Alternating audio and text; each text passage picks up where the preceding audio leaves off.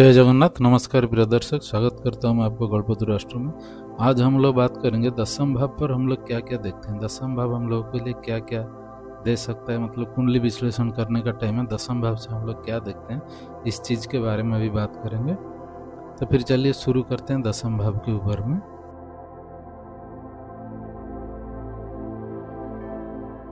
यहाँ पर देखिए दसम भाव हम लोगों के लिए क्या दिखाता है।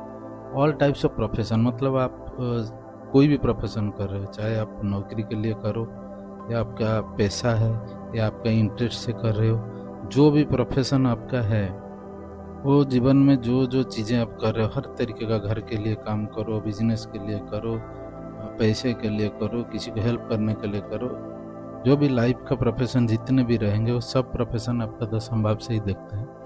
बिग कॉरपोरेशन, जितना भी बड़ा बड़ा कॉरपोरेशन है वो सब दसम भाव से आता है। नेम और फेम आपका जो है वो भी दसम भाव से आता है।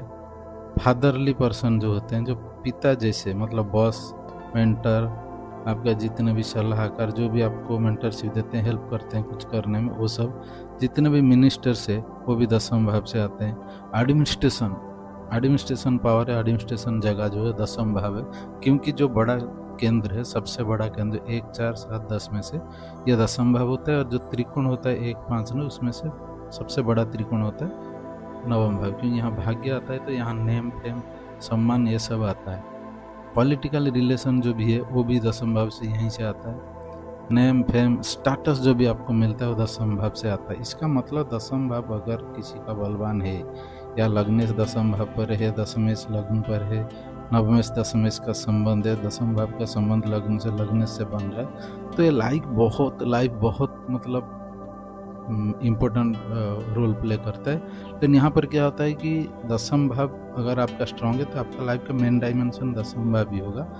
दसम भाव कुंडली में स्ट्रांग है तो आपको वहाँ पर ही फोकस होगा लाइफ का। और दसम भाव जिसका स्ट्रांग है, सारा दुनिया उसको पहचानता है।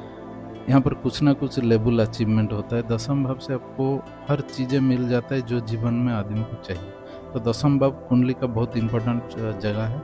ऐसे देखेंगे तो हर भाव आपका इम्पोर्टेंट है लाइफ में।